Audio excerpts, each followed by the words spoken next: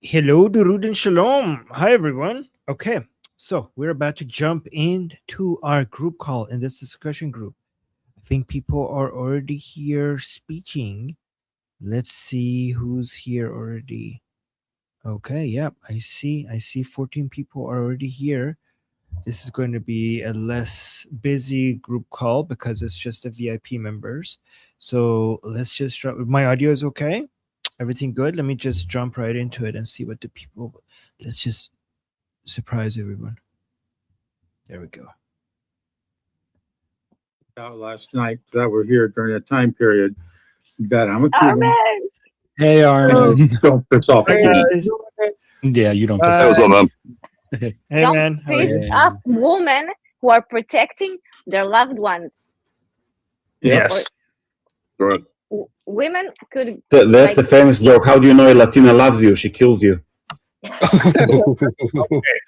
Okay. Armin's like, what? Because you walk into. What did I walk into? What are you guys talking about? When you're away, there's something happens when you go away and stop recording, and weirdos start appearing in the group. And Not we're like the lightning necessarily rod weirdos the minute the recording goes off. Yeah. I have no, Someone Yeah, thought- it was no idea. I have no idea what's happening and what you guys are talking about. But Yeah.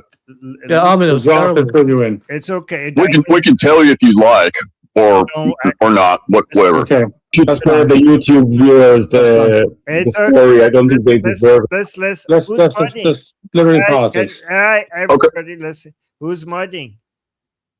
I think Monkey is modding. Okay, thank you. All right, so let's just. Oh, you can mod if you want, Sabir. Yeah. All right, Wait, that works. what's okay. up? Oh, hey, Sapir. Hi. Hi. Okay. All right. Let's get started then.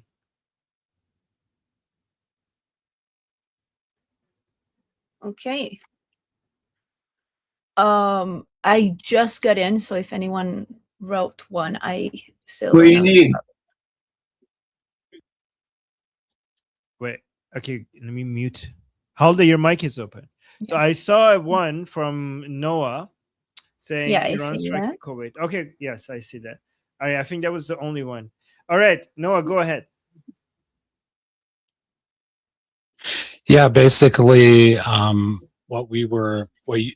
it's basically your topic from yesterday, but I wanted to talk about it as well. So if you want to go ahead and talk about it first, go right ahead. No, you go ahead. You go ahead. I'll just respond.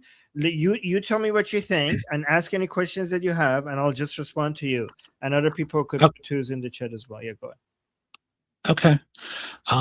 So as many of you have seen the news, the U.S. and the Islamic Republic have been clashing, accusing each other of violating the ceasefire. And I think it was yesterday, they struck Bahrain, and today the Islamic regime struck Bahrain again and Kuwait.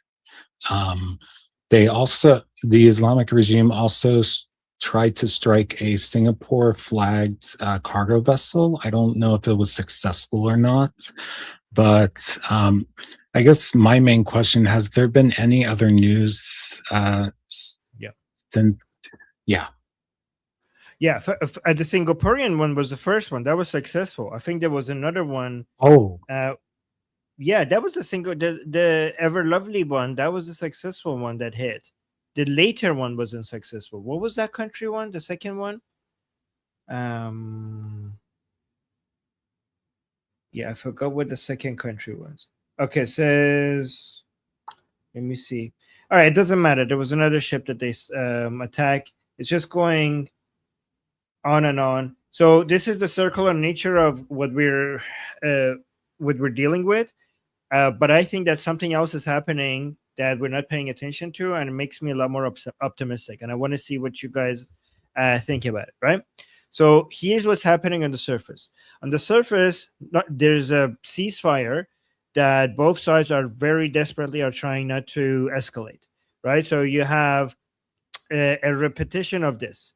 The Islamic Republic is claiming one of the conditions of the ceasefire between the Islamic Republic and United States is that the ships go through the lane of through a lane in the Strait of Hormuz that is the northern part of the Strait of Hormuz, preferably between Larak and Qeshm Islands, right? The United States is like, that's not part of the ceasefire agreement. Ships, in fact, those parts are dangerous anyways. People should go through the southern part of the Strait of Hormuz, which is closer to the Oman border. So the Islamic Republic, once ships go through the area that is part of the closer to Iran, is trying to create a framework that at some point maybe it could collect tolls, or they're going to call it something else. But Oman, United States is working to make ships go through the Strait of Hormuz, through closer to Oman, southern part. And apparently the Islamic Republic is also upset with Oman because they're not really working with the Islamic Republic on this, right? And so here's what happens. Ships go through, they go through the lanes that United States is telling the ships to go through, and the IRGC gets upset, attacks them, and also it says attacks. It's interesting because on state TV, by the way, guys, this in the Islamic in Iran on state TV, this was kind of funny. They said we attacked them because they were going through routes that were not safe. So we were trying to provide safety for them, and they weren't letting us give them safety, so we attacked them. So basically, this was actually on state TV, saying like we attacked them. Basically, it translates to we attacked them for their safety. So we're it's through drones, lethal drones at ships because they weren't being safe. They were going through areas that you consider to be unsafe. So that was their narrative on state TV. So they shoot at these ships, and the Islamic and then the United States will be okay. We have to respond to that. So they bomb different targets in Sirik Island and Qeshm Island, and then the Islamic Republic and the United States will say that this what you did was a violation of ceasefire, so we're going to respond. And then the Islamic Republic was like, no, what you did right now, which you bombed my islands, you violated the ceasefire, so now I'm going to bomb U.S. bases in Bahrain and Kuwait. And then that happens, and the United States would be like, okay, not much happened, nobody died, we're going to call it, we're going to say it ended here. And then another ship will go through, IRGC attack, U.S. response, Islamic Republic attacks, and then U.S. was like, nothing happened, let's stop here, right? And it's interesting because now we have we already had direct communication between Ghalibaf and President Trump. We also had direct communication between Arakchi and Witkoff.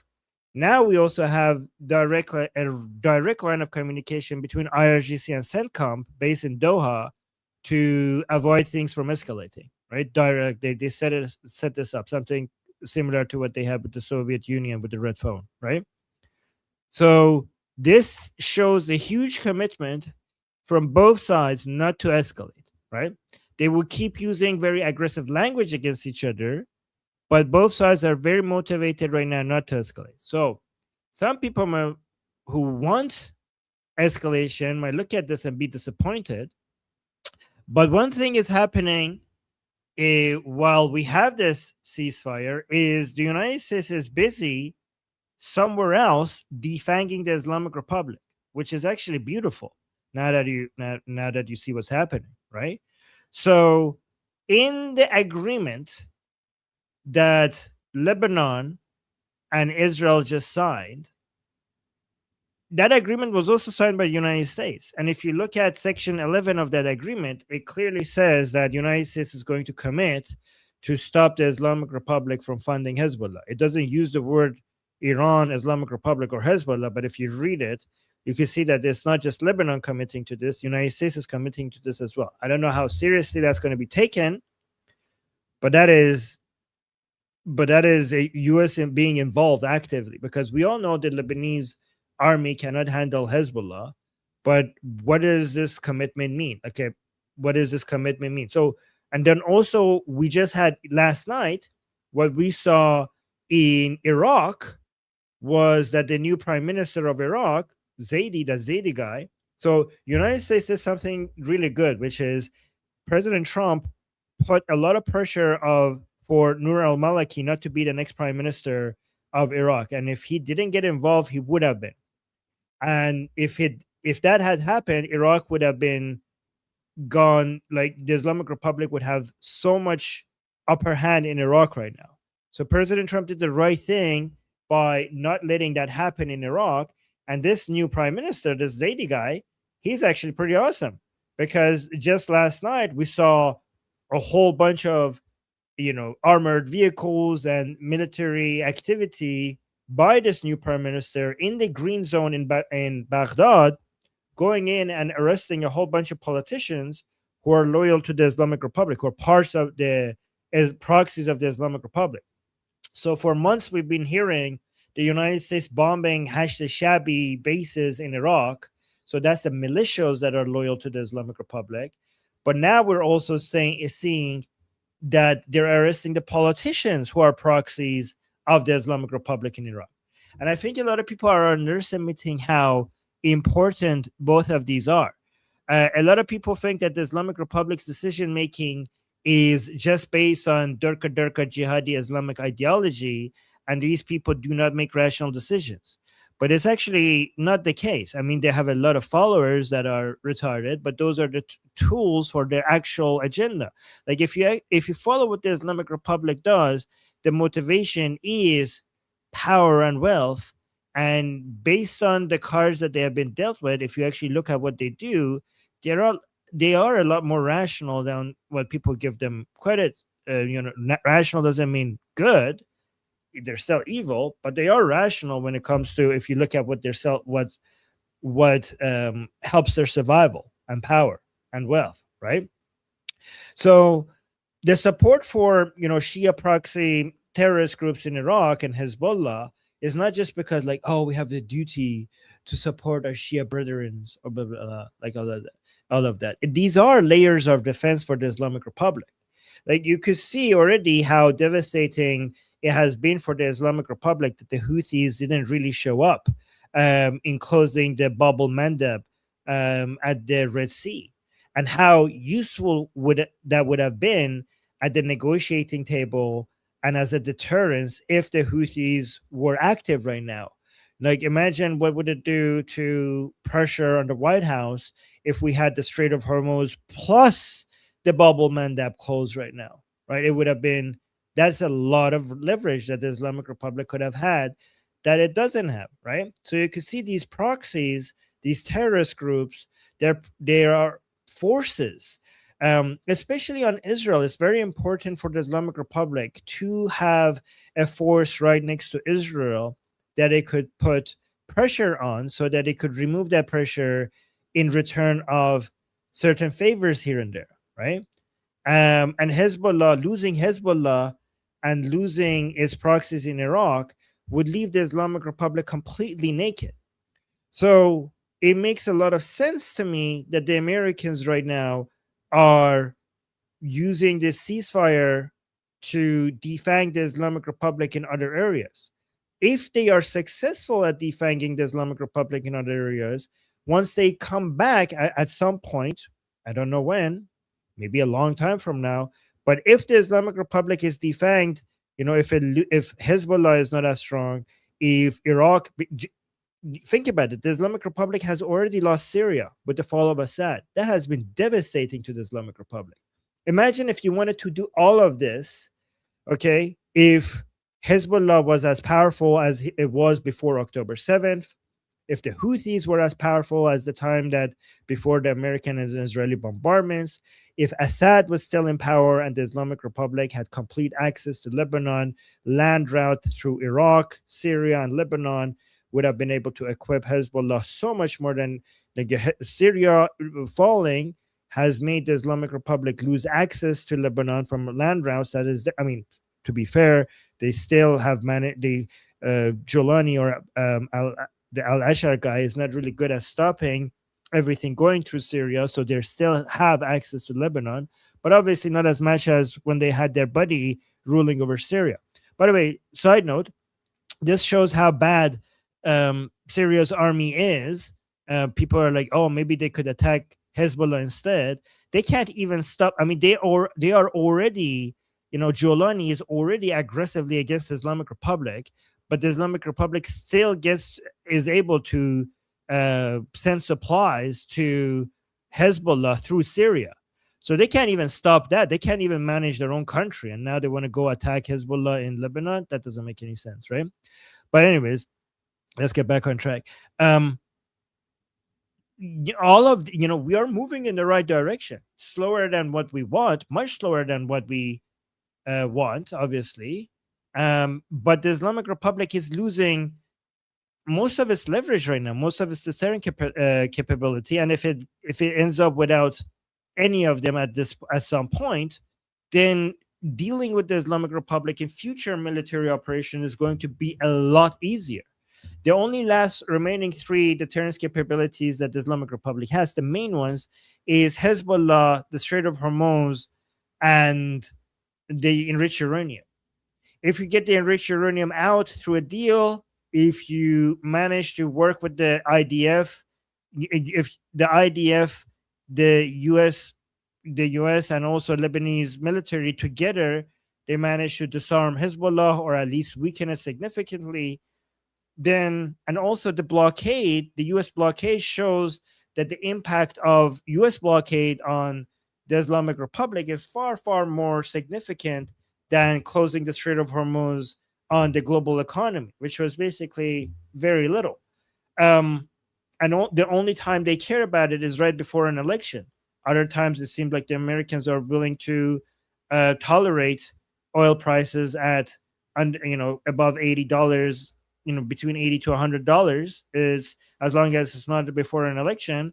The closing of the Strait of Hormuz really doesn't have that much of an impact on global economy as the Islamic Republic was hoping for. So the Strait of Hormuz didn't end up being the leverage that the Islamic Republic was hoping it was. Hezbollah and Lebanon and Iraq, if you manage to take that away from the Islamic Republic, the same way that they did with Syria, the only thing that were remaining would be the enriched uranium.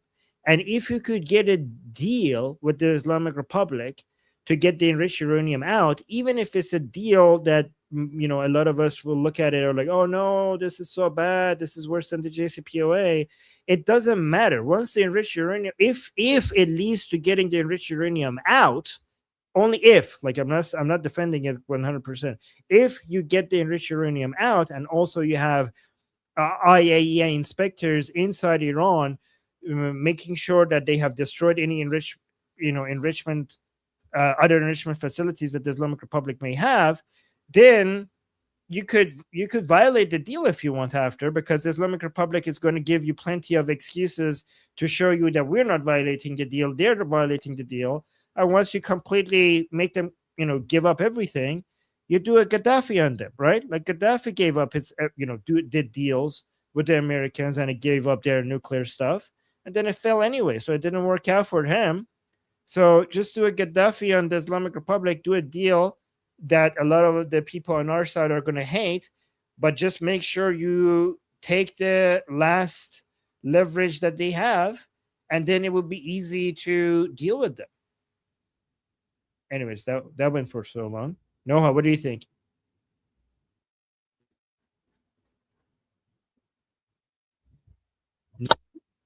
Can you hear me now? Sorry. No, I think you explained it perfectly. The one thing I'll add, I actually have a friend who's over in the Middle East, who's stationed in one of the Middle Eastern countries. I won't say which one. He has to wear flak bulletproof vests and stuff 24 hours. I hope so. Just keep our men in your guys' thoughts. Hopefully, I know we'll have casualties and stuff, but yeah. But no, you explained it perfectly, Armin. Okay, I do want to hear other people on this, what they think. Sapir, Okay. Monkey, feel free. Yeah, okay. Yes. So first Monkey. We spoke a little bit about this, about how the larger game that's being played, the defanging. I'm just seeing reports from Iraqi police. They're finding a lot of American money. They're finding a lot of evidence of the power projection that the IRGC was doing. And, defanging that is very important. And it's an important point to make that it's not just a strait. There's other things happening. Wait, did people put twos in the chat? I'm not seeing any updates in the chat. Yes. okay. Nets. Nets, you here? Okay. Yes. Can you hear me?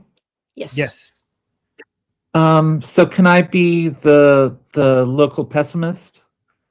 I hear what you're saying. I don't disagree with any of the facts. But it doesn't feel to me like a great strategy.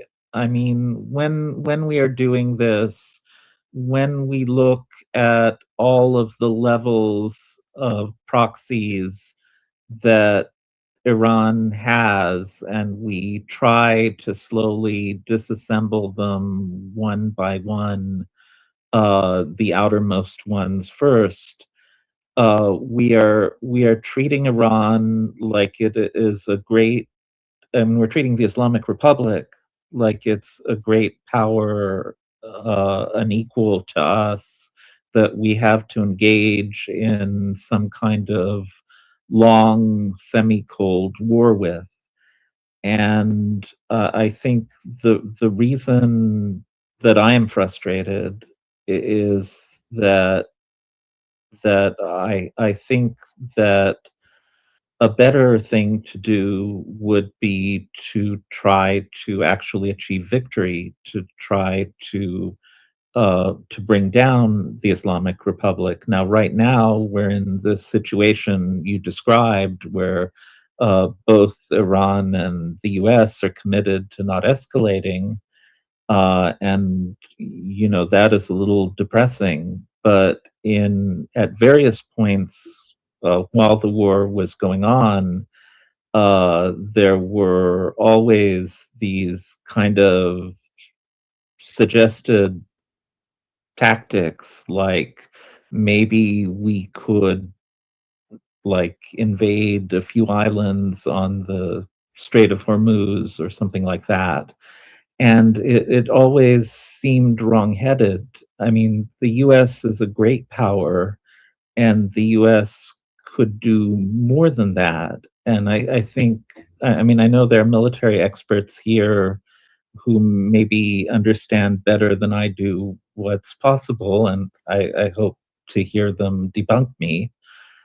But in my mind, a better strategy, if when we're trying to win, would be to try to make the Islamic Republic think that we're going to do these small things and then do something big. And I mean, if an American army appeared in Tehran and were able to free the people, that would be much more important than the strait being constricted or Lebanon firing a few missiles at Israel. And I know those things are hard. They would require more commitment than there is. But when you do the other thing, it goes on and on and on, and we're now seeing it go on and on and on. So I'll try to stop now and let other people react. So but I have two questions, Nets. Do you agree that two questions? Do you agree if the United States is low, not low, but the missile interceptor stockpile goes to a level that would be irresponsible to keep using them, given that other things could happen like with China and Russia and other places? Do you agree that once you get to a certain level, it would be important for the United States to make sure that they have enough cushion to deal with other stuff that might happen around the world? I do agree, but to repeat my point, I think that shows why it is a bad strategy not to try to win, not to try to rapidly achieve a conclusion. So because the US spent all this time and all this effort and took all these risks to attack, what was it, 17,000 targets, over a long period of time, but not in a way that really defeats the regime. They have to spend their interceptors, and one gets to a point where things are low. And I'm going to so intervene real quick. No. I want to. Oh, no. Okay, go ahead. What would you call a win? What do you think the US needs to do? I am not certain that the US wants a win, but I think that in order for the US to win when it is starting what is a war with the Islamic Republic, it must be the defeat of the Islamic Republic, the overthrow of the Islamic Republic. And I know it's a big ask, but the only way that I know that the US by itself could ensure that would be by an invasion, possibly by an invasion with the help of allies. But this thing, I mean, I know that a lot was done, but it feels wrong that there wasn't an attempt at a win. Okay, so a few things. First of all, I do appreciate the fact that you want the regime to fall. Even if we might disagree on the tactics, like I just want to remind that everybody that we're on, we have similar desires here, right? When it comes to saying the the United States should have tried to done something rapid and fast to make the Islamic Republic fall. They tried to do that. That was the initial, like Operation Epic Fury was the most rapid military operations I think we've ever seen in modern military history. Like, I don't know if you like when you say they should have tried to do that rapidly so that they don't run out of munitions. I don't know how you could do more rapid than that. That was a record, in my opinion. The speed in which they went through the military assets of the Islamic Republic is unprecedented. It isn't enough to go through the military assets of the Islamic Republic, as we've seen, to bring about its fall.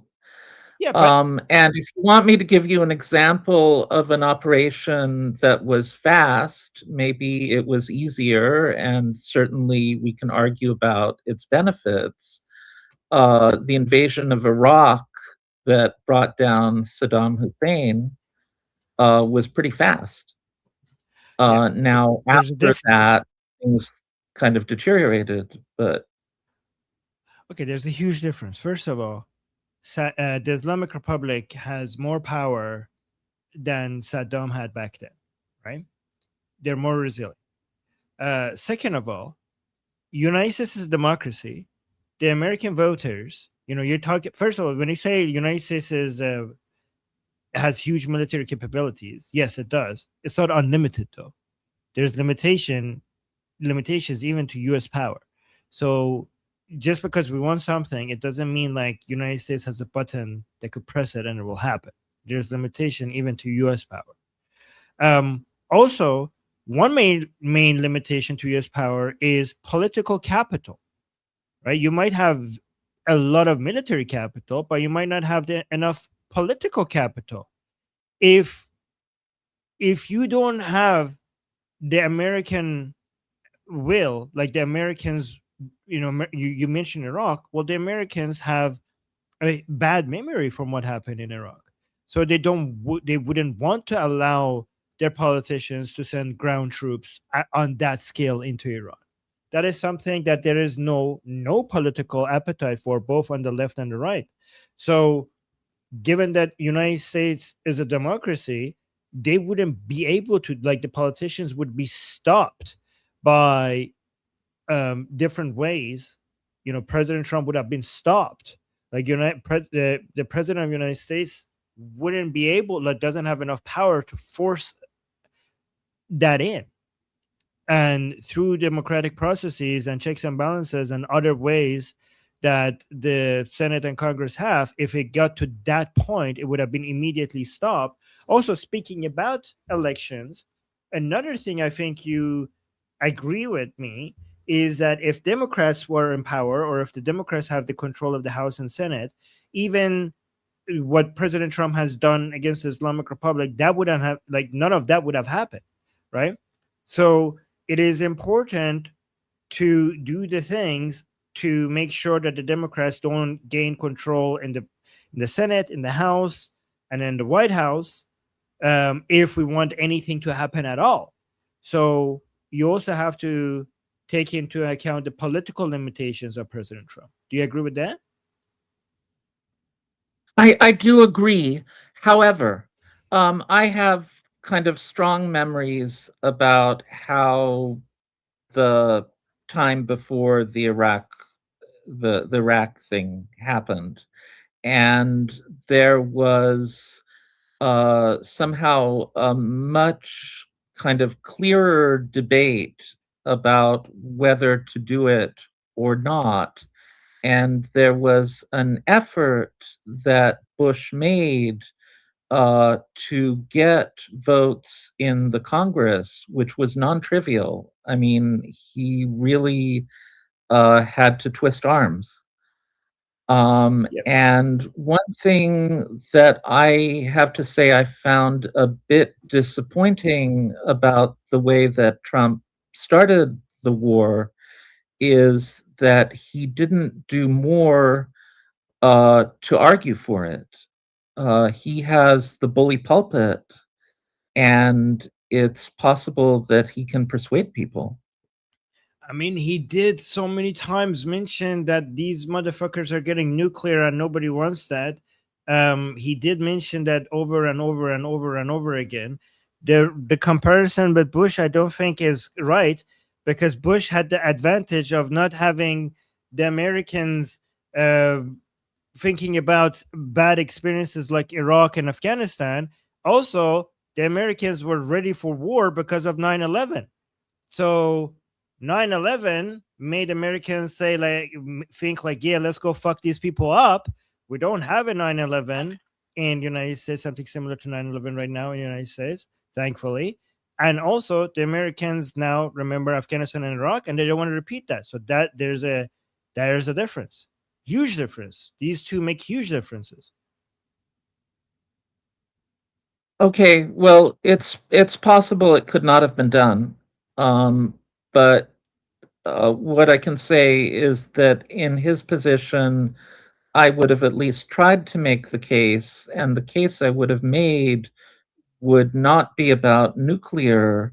It would be about the fact that the Islamic Republic had murdered 40,000 people, and we cannot tolerate this kind of evil. That wouldn't sell. That wouldn't sell in America, because then you would have to go and liberate North Korea. You would have to go liberate many countries in Africa.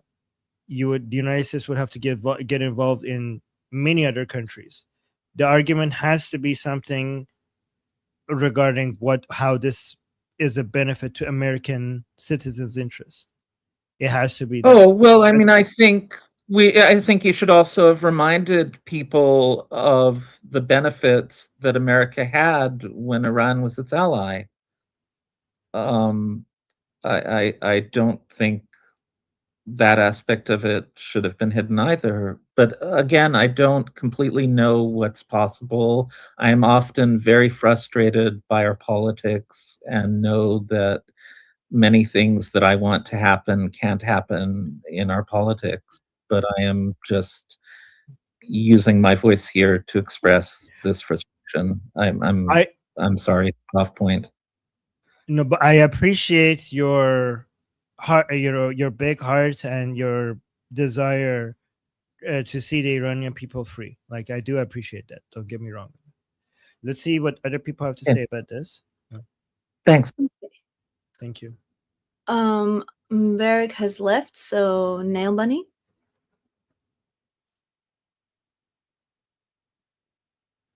Hi. Yeah, originally I was going to reply to what you were talking about, Armin, but I just wanted to reply to Nets, and then I'll reply with my original reply. Just to point out that Iran is the size of Western Europe, except it's not as accessible. And on accessibility, as an example of using Europe, the Nazis entrenched themselves into Europe in only a couple of years, the Second World War. So much so that Europe was referred to as Fortress Europe, and no one could get in. And in fact, the D-Day landings launched from bases in the UK. And the US and Israel have no such bases. And they have had to do refueling and rearming, and it is much more difficult to do this, and it's much more time consuming. So keep that in mind.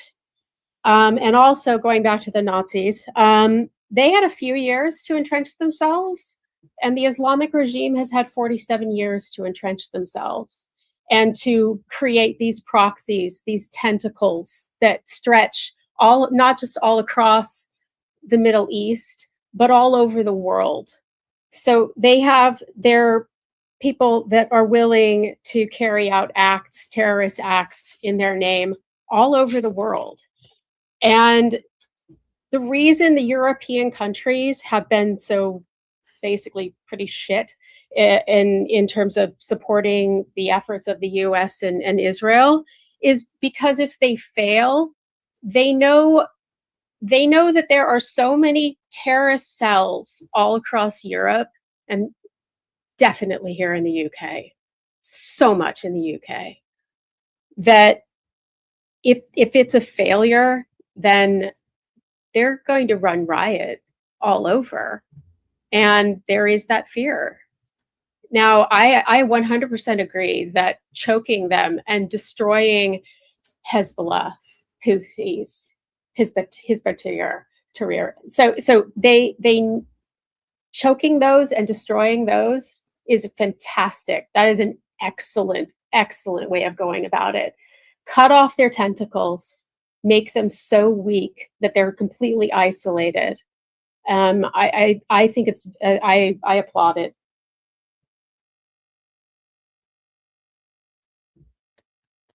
Okay.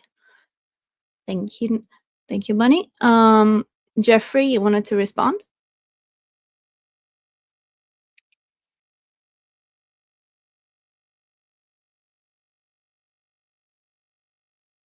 Disadvantage, Okay. deception, and denial. So there's that issue. As far as the operational pause, it was due, as Armin, pointed out. I've kind of mentioned numerous times on this show. The expenditure of critical long-range offensive munitions and/or defensive interceptors due to a couple of key factors: leftists and to a lesser degree Ron bots cannibalizing our national defense industrial base when it came to production of critical munitions since the Clinton era. You had leftists and Ron bots undermining our global war on terror, specifically delaying the conventional phase of Operation Iraqi Freedom, allowing Saddam to decentralize all of his attributes and turn a war of speed and intensity, as was correctly envisioned by former VP Cheney and Secretary of Defense Donald Rumsfeld, into one of mass attrition, and subsequently diverted resources away from high-intensity systemic war, meaning like state actor versus state actor, and more towards low intensity extra state security concerns, a state acting United States versus a sub-state transnational terrorist organization. You had betrayal by some of our Western European member states of NATO, particularly Spain, France, the United Kingdom, and Germany, denying the use of our heavy bombers and our air bases, putting a disproportional amount of the impetus of the initial strike and or Operation Epic Fury on our subs and carriers. You add to that, like, both leftists and Ron bots divesting research into revolutionary technologies, specifically direct energy-based missile defenses. For example, Obama and Ron bot killing the free electron laser program by the Navy in 2011 after it made like a whole bunch of breakthroughs, and subsequently, you know, providing us defensive architectures progress much more cost and productive exchange ratio. In other words, we don't have to worry about interceptors. You have all these different things, right? Strategic blunders by the Biden administration incentivized Putin and the Chi-Coms to act out, including the Mullah regime. You know, there's a lot of things that went into why we're having an operational pause. That doesn't mean that, you know, we're not getting ready to respond. Donald is actually signaling in his post that, you know, it may come a time where we're just going to have to finish the job. We're going to have to juggle all these different other, you know, responsibilities with that. There'll probably be more towards what's sometimes called munitions over target. Heavy range bombers will be doing a lot of work. Here's some other, as far as like President Trump not making the case, I think in many ways he did. That said, not to the degree that maybe it wasn't to the same degree as former President George W. Bush. And in part of that is due to the fact that President Trump was operating under extreme time compression due to the fact that the Mullah regime was getting ready to mass launch solid fuel ballistic missiles and drones in mass. And Israeli intelligence illustrated in no uncertain detail that there's a high, medium level of probability that the Mullah regime, then Mullah regime, now Mullah regime, I'm saying then, were marrying biological warheads to their missiles. And if they had fired in mass without us suppressing Mullah's long-range strike capability, even though Israel has a very capable integrated air missile defense, there would be some leakers. And if Israel gets hit with WMDs, Israel's strategic doctrine stated is to treat it as a nuclear strike, requiring a strategic response. In other words, President Trump, and they'd be right to do so because Israel has no strategic depth. It's up against an ocean. President Trump did what he did to suppress that initial launch capability so that we would preemptively short circuit the chain of escalation and subsequently wouldn't have nuclear weapons dropped inside Iran. So he didn't have time to do that. And to be honest, not for nothing, like, nobody wants to, I mean, because like never Trumpers are never going to listen to him anyway. So, I mean, there's a lot of these different things moving around. You're not wrong. I very much appreciate the fact that you want to assist Iranian resistance and people because they have every right to be free. And we are indeed, a lot of us are still working along that. It wasn't 40,000, it's 100,000. Not to just correct you. I'm just saying I want to be sure to, you know, respect those that were murdered by the Mullah regime in pursuit of liberating Iran from the Mullah regime that legally occupies Iran since '79. That's about that's about the best I could do in it, you know, in the short time I had. Jeffrey, you're getting more efficient and more understandable. So thank you for talking in a way that us little uninformed people could also to digest what you're saying. Thank you. Okay, we have some super chats. Oh yes. Sapir, I wanted to hear what you have to say. You don't want to share your opinion?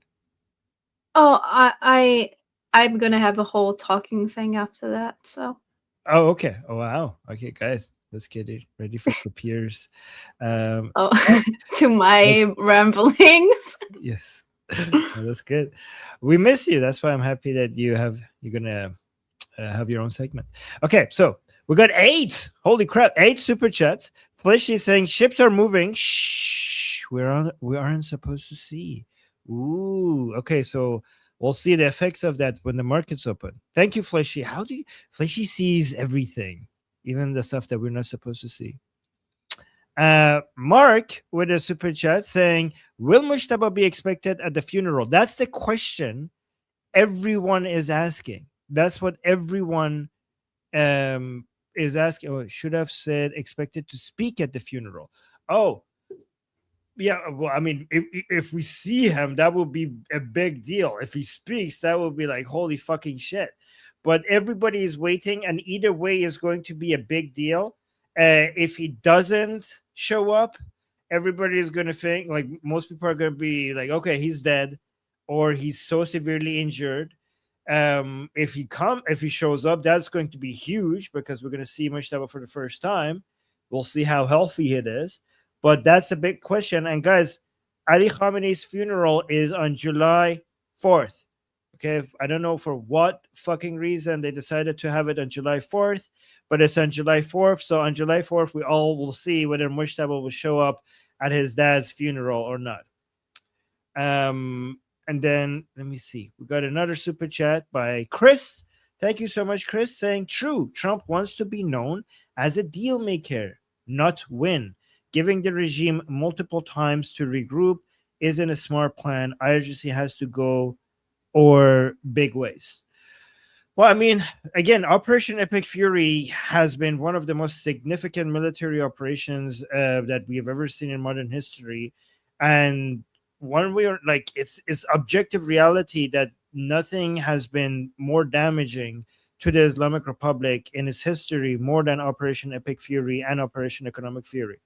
So I don't know, when you say that they're giving them time to regroup, to be honest, they're not. Like, they are, as we're speaking, they're working on removing their most important leverages.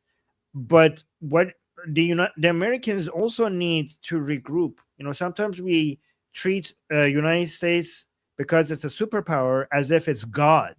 You know, United States military does get tired. It does need a break. It does need regrouping. It does need recovery time.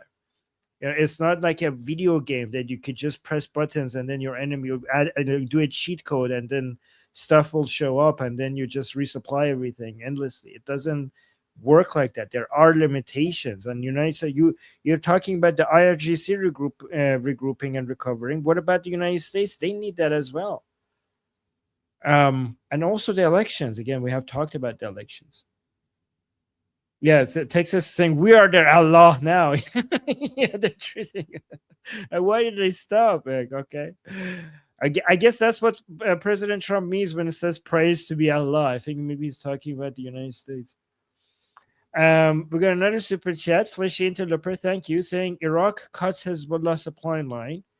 Oh yeah, okay, yeah. You know, if you want to arm Hezbollah from inside Iran, you need to go through Iraq and Syria. So fall of Assad has made it very difficult.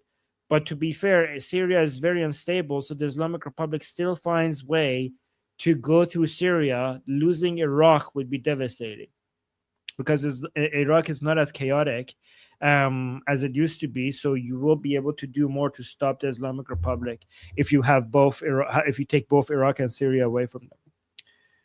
And then Sarah with the super chat saying, super chat for our hardworking, beloved Armin. Well, thank you, Sarah. I appreciate that. It's great to be recognized. And then we have Zipgun with the super chat saying, the DSA will gain seats in Congress. What do you think the effect will be for Iran, Israel? Well, it can be good, obviously. These are, you know, if you're a commie, you're very likely anti-Israeli at the same time. And these people are probably going to vote against, they're isolationists, they're anti-Israel, they're anti-the Iranian people, they're pro the Islamic Republic. So the effect is negative. This is why we need to do more of what we're doing over here. And we need to also target young people better, because the DSA, the Democratic Socialists of America, they're going for the young, you know, they're brainwashing them. So we need to figure out ways to reach out to younger people and show them, you know, why capitalism works and why socialism and Marxism fails. And thank you, Zipka. Justin with the super chat saying there's too many partisan Democrats suffering from TDS to really push the narrative. There's so many politicians that would literally rather Islamic Republic get nukes than give war powers to Trump. Let that sink in. I mean, yeah, in this case, TDS is correct. Sometimes people use TDS too loosely against people who are just disagreeing with them. Even though sometimes they praise Trump, sometimes they criticize him. But on this case, I think you agree, and I go further. I would say that many of these people within the Democratic Party actually are defending the Islamic Republic. Like they are hoping for their win. I've seen that. Like I'm not exaggerating. Like they are actually on their side. So, and by the way, it's true also with some people. Isocox on the right as well. I watched Nick Fuentes videos. He praises the Islamic Republic and he is hoping that they win against the United States. And he calls himself America first, by the way, while praising America's enemies. And then Noah with the super chat. Thank you so much, Noah, saying, I hope he shows up. More cutlets. Let's talk about Mishnabo.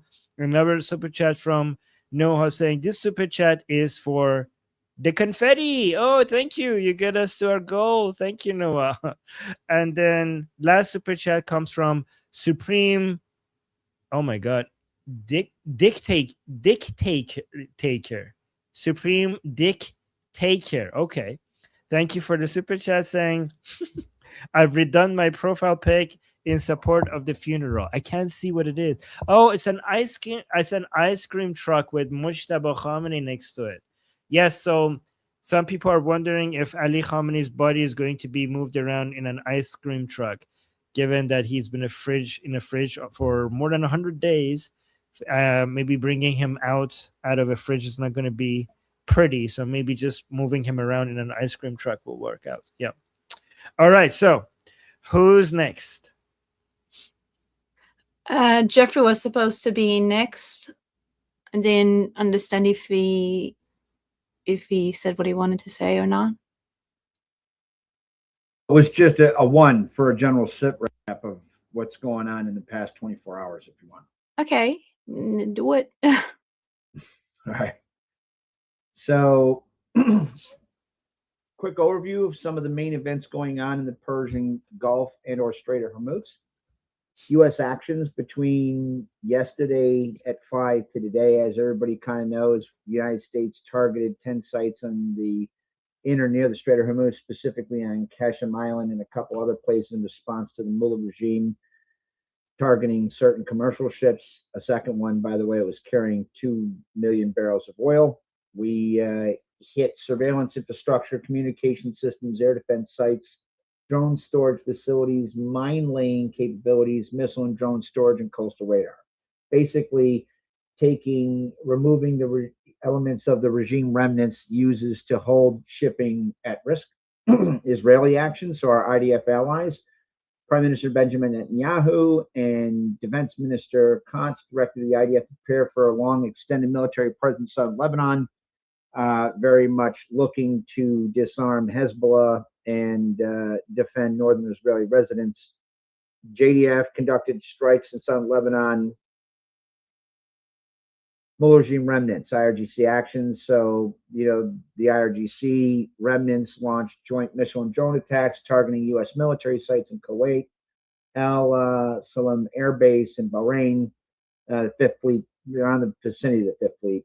Kuwaiti air defense is engaged. Sirens are sounded in Bahrain. The regime remnants tried to frame that as retaliation for U.S. strikes and warned that they would be much, stronger if we respond. I don't think President Trump's too worried. I think he's getting ready to finish these guys. Hezbollah's actions. So I can't pronounce his first name. Naim Qasem. I don't know. Not Naim. Hopefully Naim living Qasem. very much longer. Naim Qasem. Yeah, fuck him. Anyway, so, issued a strong rejection of U.S. brokered Israeli-Lebanon framework because, as Armin's talking about, we're trying to sit there and upgun the Lebanese military so that they can better deal with the sub-state transnational version of herpes that is Hezbollah, that they've had to deal with for quite a while. Commercial shipping in the Strait, commercial aircraft in the region. I want to give a shout out to Kat again for all of her open intelligence efforts. So yeah, the major incident, right? The Kiku tanker was hit by an Iranian one-range drone. We responded. What's the status? Shipping continues with elevated risk. U.S. threat level, raised the threat level to substantial, and cleared or expanded alternative routes near Oman. Regime remnants continues to push for its preferred routes so they can, of course, milk you for money because they're like the Fredo of friggin' terrorism. Anyway, that's a Godfather reference. Commercial aircraft in the region. No major new incidents, so or cancellations or widespread disruptions specifically tied to in the past 22 hours. There's definitely lingering caution regarding, this area. Trump's statements, he made very clear, accused the regime remnants of violating the ceasefire again was in caps, by attacking shipping and warning there may come a point where there is no longer able to be reasonable and will be forced to militarily complete the job that we very successfully started. And if that happens, the Islamic Republic of Iran will no longer exist. Basically, he said he's getting ready to finish them off, and a lot of us are pushing for him to do so, or, not pushing, because you can really not pushing Donald, kind of suggesting to Donald that he should do so. Bibi's statements very much is centered around strengthening Israel and Lebanese cooperation with the goal of defanging or eliminating Hezbollah. Regime remnants, I don't really want to care about what they say. They're pretty soon, they're not going to be having to say shit at all. So what's the kind of overall picture? The U.S. and our Israeli allies have applied direct military and political pressure in the past 22 hours and strikes on regime remnants' capabilities and extended pressure against Hezbollah in southern Lebanon. Regime remnants are continuing to try and provoke with asymmetric attacks, and they're going to probably get a response they're not going to like. Shipping remains tense but operational. There's no major aviation issues. That's kind of where things sit. Thank you. Thank you, Jeffrey. I saw no one put a 2.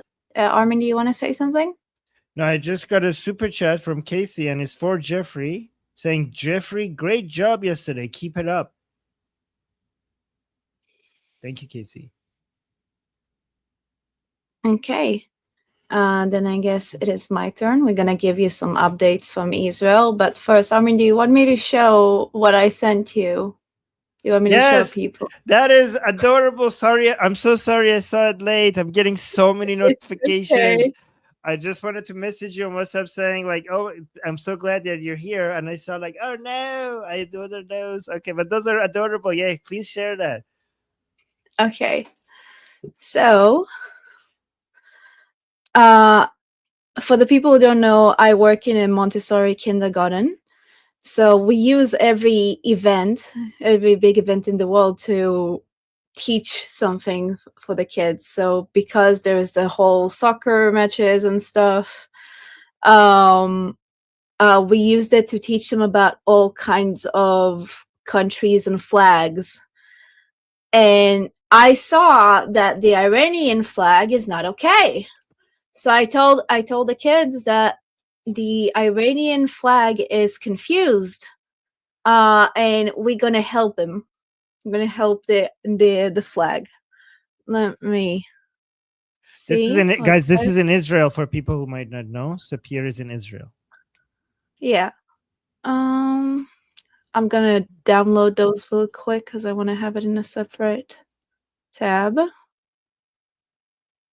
But I'm just gonna tell you for now that I basically tried my best to draw the line in the sun.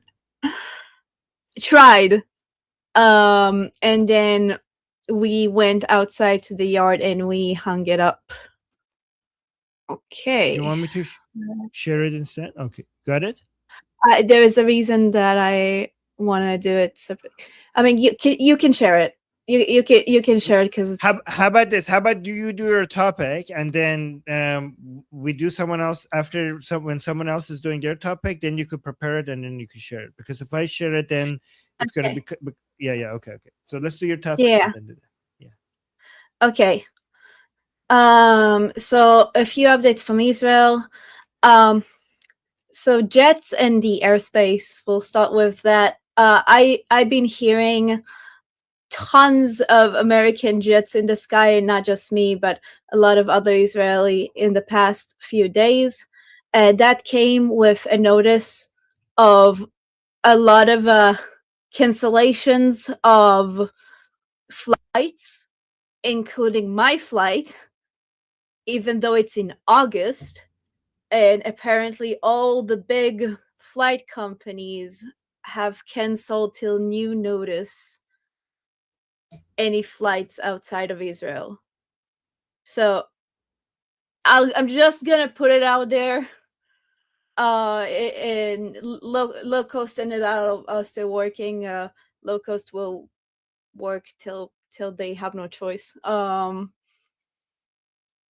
Now the last few days in Israel, when we're talking about the political view, there is a lot of noise about the agreement with Lebanon, about how we're acting. We found a lot.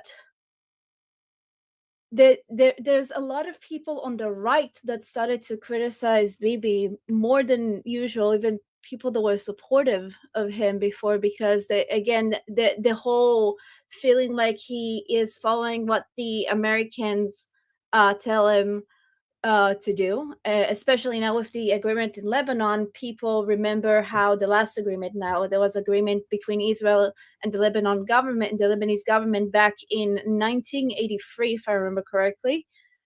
And it worked for a while until Hezbollah messed things up. And the fear is that us doing an agreement with Lebanon will only make things worse now, because this is what happened last time, because we've seen that the Lebanese army isn't really capable of actually taking care of Hezbollah. That is the general feeling that we have on in Israel right now. Due to that agreement, we withdrew from 2 different villages, not the entire of South Lebanon, but 2 villages. And today the US has said that this is just the start, and they want Israel to withdraw from the entirety of Lebanon with time and replace it with the Lebanese military, which again, a lot of feelings there. But at the same time, just a few hours ago, it was an hour ago, just an hour ago, the military has announced to people in the north to not be afraid, because there will be very loud explosions because of a collapse they will do for a huge tunnel of Hezbollah. This is what the IDF spokesman said, that they are collapsing a huge tunnel of Hezbollah. And we already have some videos and reportings of loud explosions happening right now in South Lebanon. This is like just now happening. And the rest of the things happening in Israel is basically the same thing that I said last time I was here. That people don't really know what's happening. Some people are all the way in. Some people are afraid that we kind of give up. Some people think, oh, it's all part of a big strategy. But that's the general view and the general things that are happening in Israel. I'd say that the more focus now in Israel is about the Hasidic Jews from Jerusalem specifically, that have been blocking entire roads for days now, because they say that they will die before they go into the military. which is a whole other thing, and I did a video about it. but yeah, so this is general stuff from Israel right now. Oh yeah, it's still going on now. It's really bad. It's getting worse actually. But yeah, that's it. Well, thank you. This is going on. So again, if I think once this news comes out in the next segment that I'm doing with Ali, we're going to look into the details of this, and we're going to be reading So I'm assuming that this is going to be a big news as in the next couple of hours. I'm assuming. Oh, yeah. Another thing. Oh wait, I just got more details about it. But before I'll read that out, another thing is that also a thing that happened today is that the Shabak, which is like the internal it's like the internal Mossad, has warned the military and the government that for the past month, you see a lot of recruitings of Hamas for young men between 18 and 21, and signs of making more weapons and bombs. And that's like all we got from that. Right? We know that there was a whole conversation, but obviously most of it is classified. All right, so let me I just got so this is just an update based on what you're saying on 13 minutes ago, saying Netanyahu's office announced that a Hezbollah tunnel in, let me see where this is, Majdal zone. Okay, basically southern Lebanon has been detonated. According to the statement, the tunnel was 200 meters long and 25 meters deep. So yeah, we've been hearing about these tunnels for a long time. These are some of the most advanced tunnels. These are much more sophisticated than, even my understanding is more sophisticated than Hamas tunnels. Oh, way more. They are way bigger, longer, wider. They are way more structured. And it contained hundreds of weapons, several launch shafts intended to strike the territory of Israel and its citizens, including long-range ballistic missiles. Israel has informed the U.S. and the American representative in Lebanon in advance about the destruction. It was planned and coordinated between them. The IDF commanders and fighters will remain in security zone in southern Lebanon and will continue to destroy terrorist infrastructure, remove threats from northern communities, and maintain security in the area. That is like the full statement. Before we move on, I just also want to remind people that we were discussing this yesterday, and what we discussed is that these tunnels are basically North Korean designs that North Korea gave to the Islamic Republic, and Islamic Republic gave to Hezbollah and Hamas. So these tunnel designs come directly from North Korea. All right. Yeah, that's actually a lot of that. Not just with Lebanon. It's something that we saw in Syria back. I don't know if you remember when there was the plan with North Korea to create nuclear weapon when Assad was still in control, and the mysterious bombing that happened in that area that nobody knows who did, and nobody knows what happened. Kind of. But North Korea, Russia, and China have been documented multiple times sending supplies, plans, infrastructure, and physical workers to those areas that under control of terrorist infrastructure to help them. All right. Thank you for that update. Is there any twos, or should I go? Oh yeah, I see a couple of twos. So I know Sapir was modding, so she didn't see the twos. I mean, she was talking, so she's. Let me see. I think the twos are I see Nets. I Nets, see yeah. Monkey. Okay. Nets and Link. Hi. Nets. You guys in Israel are about to have some elections too. Is there any sense about what the likely outcome is and how that might affect foreign policy? Oh, what that's a complicated, interesting one. Because now there's the propaganda war that you have in the elections before any elections in any country, where every channel with his right leaning or left leaning presenting a different data. Technically, the data shows that BB is still the Likud is still the big party that everyone wants to vote to, but it seems like it's been fading away, especially the closer we get to it. We're gonna have a lot of background noise.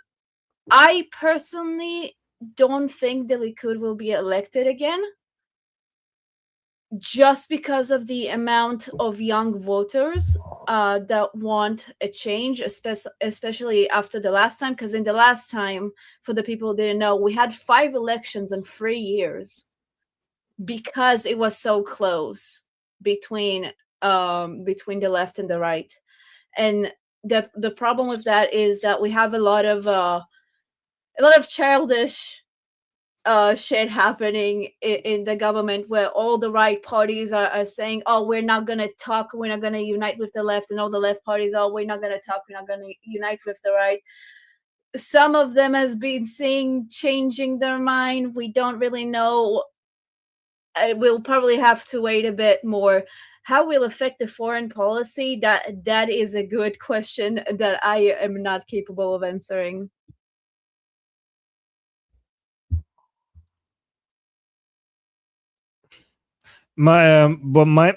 So one thing that I hear from many Israelis, which I don't know if it's true or not, is when it comes to the Islamic Republic, not much is going to change, because the policy of maximum migration to the Islamic Republic is beyond the who's the prime minister. And I ask, what about the strategy? Wouldn't the strategies change? And some people are like, not really, not that much, because these strategies are made by, I don't know, the IDF and Mossad mostly. But I'm not saying that's Mostly true. Mossad. Yes, but I'm not saying that's true. But that's what I'm hearing from some Israelis, that Israel is committed to ending the Islamic Republic and its proxies, no matter who's in charge.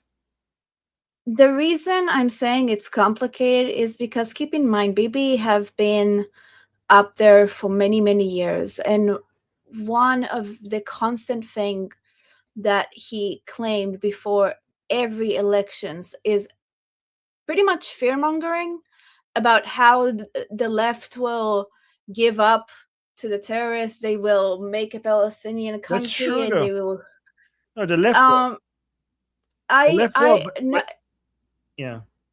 The left in Israel is a bit.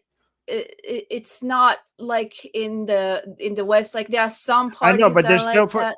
That's true, but they're still for the two-state solution. So, fuck that. Most of them are not at this point, and they have been declaring it, especially in the past 2 years. Which party are we talking about? And that's the thing. That's also a big thing in Israel. Here's the What is thing. No, right and left? Okay, so that's what I'm saying, because a lot of people get accused of being left, but they're not really left. I'm talking about the actual left in Israel, like the left. I can't tell you what is the left in Israel anymore.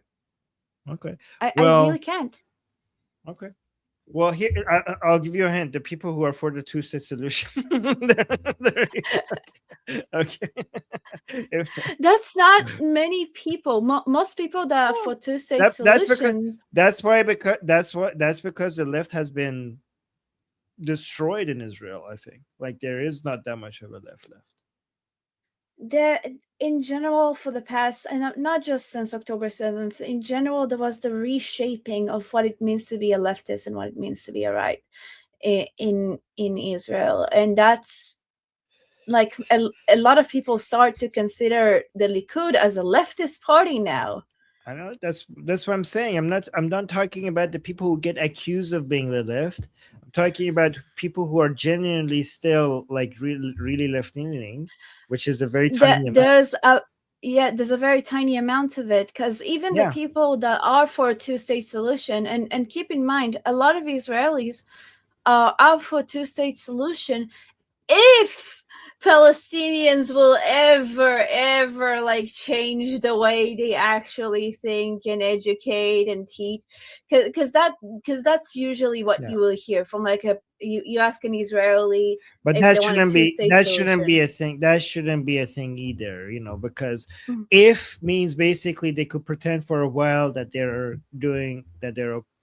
behaving. The point is that if Palestine ever becomes a country, they could temporarily behave, but as soon as it becomes an independent nation state, it will become the target of all mobilization against Israel, and they will migrate to that country. They will change demographically, re-engineer it. They will brainwash the children, and you will go back to wanting to destroy Israel like that. And some of the people are actually for that, because some of the people see that the moment Palestine becomes a real country, there is no occupiers anymore. That if it becomes a full country and it attacks, then this is all the justification that Israel needs to go full on. Because that's another way that some people might look at it. Anyways, let's move on to other people, because I saw some. I think I saw two more twos. Oh yeah, Monkey and then Samantha. Yeah, a lot of Samantha. Okay, now the Israel thing I wanted to talk a little bit about was the thing with Lebanon. I understand that this is pretty historic. I kind of called it. I said what is being done here is Israel and Lebanon are being pushed to stay together because you don't want anyone else working it out for you. So you guys hash it out. I think that what's going to be needed in the Lebanese army is to flush out the people that are sympathetic to Hezbollah. Any Hezbollah simps need to be weeded out. There's going to need to be cooperation with Mossad and Israel to be able to use your intelligence and the CIA to be able to flush these people out, because you're not going to have an effective Lebanese army if their operations are getting snitched on by Hezbollah insiders. I think that's the most important thing. I don't know if you have any news of anything like that, like a police type cooperation, military type cooperation, but the best thing for Lebanon and Israel is for there to be a joint operation against Hezbollah, because that way no outsider can say, oh my God, Israel is bombing Lebanon. I said, no, Israel is assisting Lebanon because Lebanon asked for help and they're working together. But no outsider, well, they're going to talk shit anyway. But, you know, their talking shit will be a lot harder to justify. They're going to do it anyway. But, you know, I believe this is a good thing. And I am hopeful for the future, but I do have to be realistic about the problems of flushing out those sympathetic simps in the Lebanese army. Other than that, that's just the part of it that I wanted to address.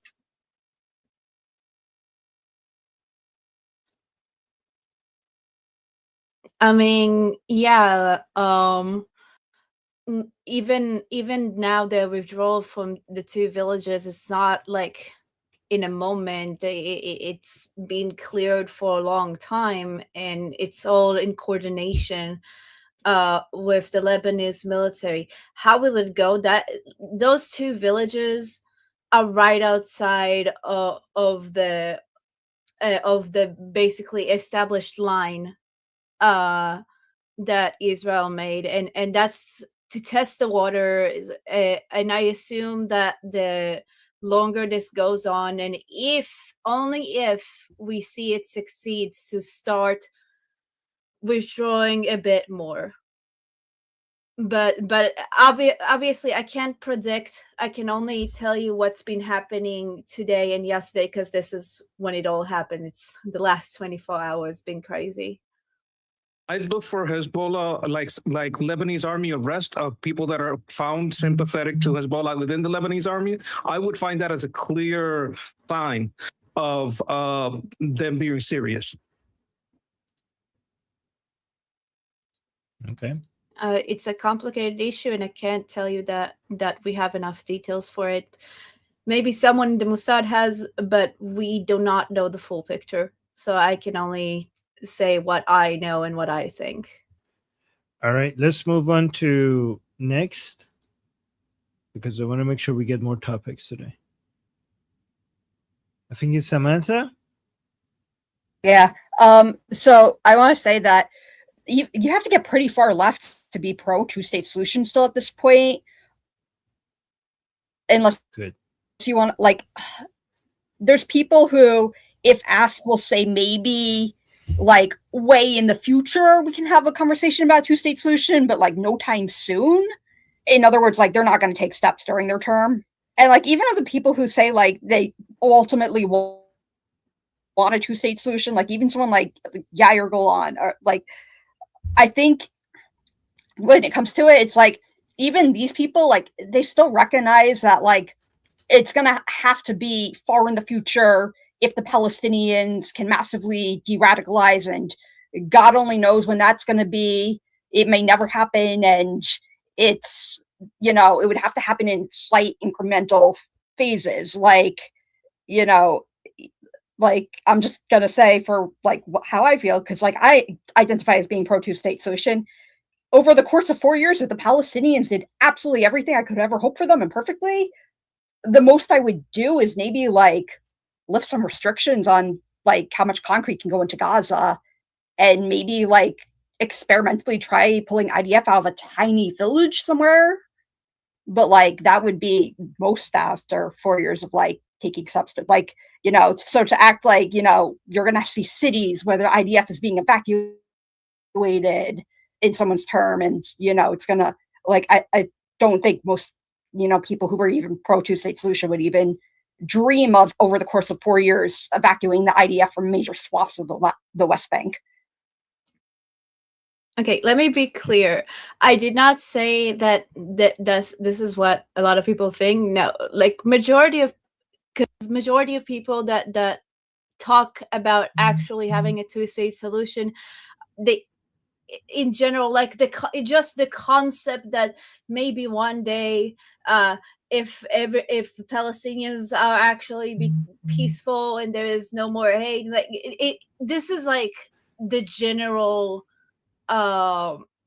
consensus. Obviously there are a lot more people that in general will be like, no, there shouldn't be any country for Palestinians ever. There shouldn't even be Palestinians. Some do say that. But yeah, most of the people that say they're pro two-state solutions in Israel, I genuinely are talking about like, oh, we accept. Yeah. Okay. So I think we covered that. I think we covered that point. Yeah. I think let's move on to the next topic. Just one line. I also have two super chats, but just one line before we go. Every single person, every single country, every single society who trusted the Palestinians, even for a little bit, regretted it bigly. Okay, I agree. So yeah, I mean, I'm not talking against you guys. I'm just saying that the idea, like, hey, maybe this time would be different, I think is insanity, right? And yeah, okay. So we got two super chats. Ehef with a super chat saying, if Russia loses, what impact?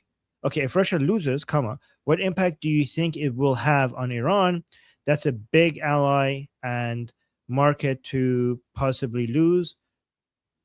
Yes, it's a drone market for the Islamic Republic, which is a huge source of funding for the Islamic Republic. Also, it's a huge global influence.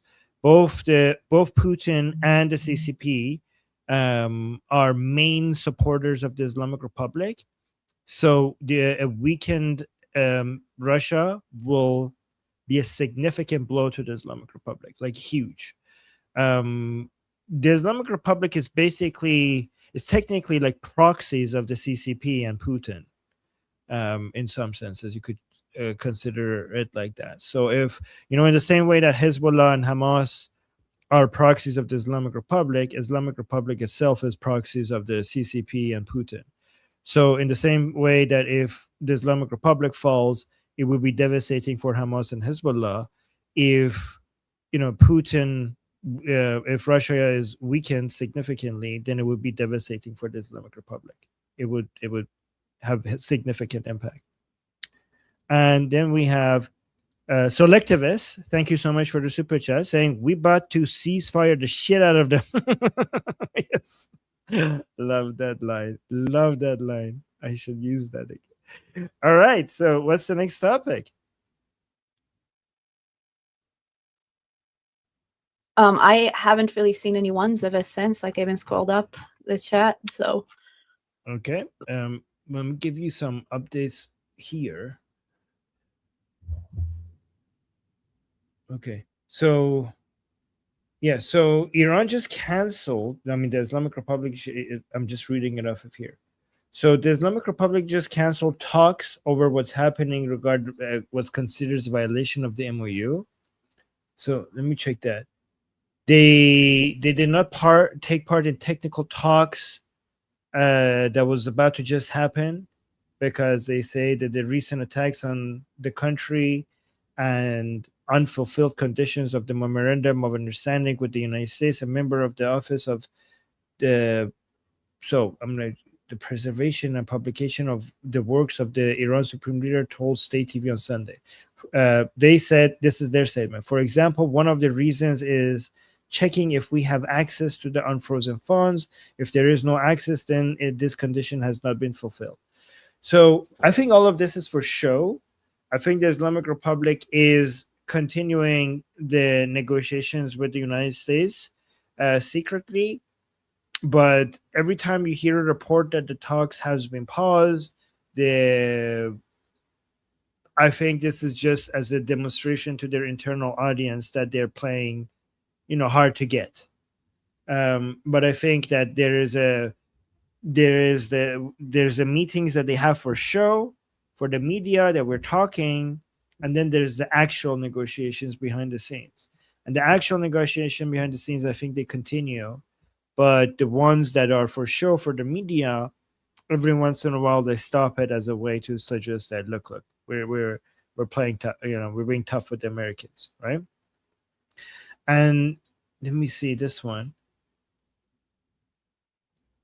Iran. I also have the pictures ready.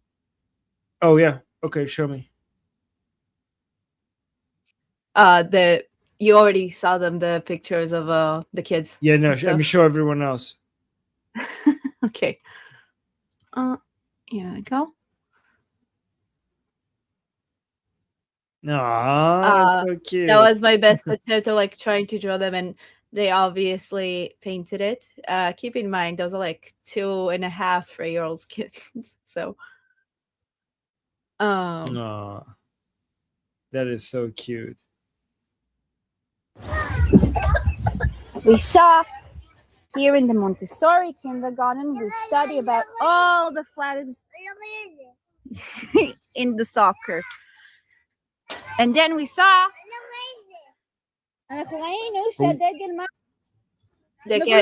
they kept saying, "Oh, I don't see it. I don't see it." So we made a new one. I don't see the new mark. We can fix it.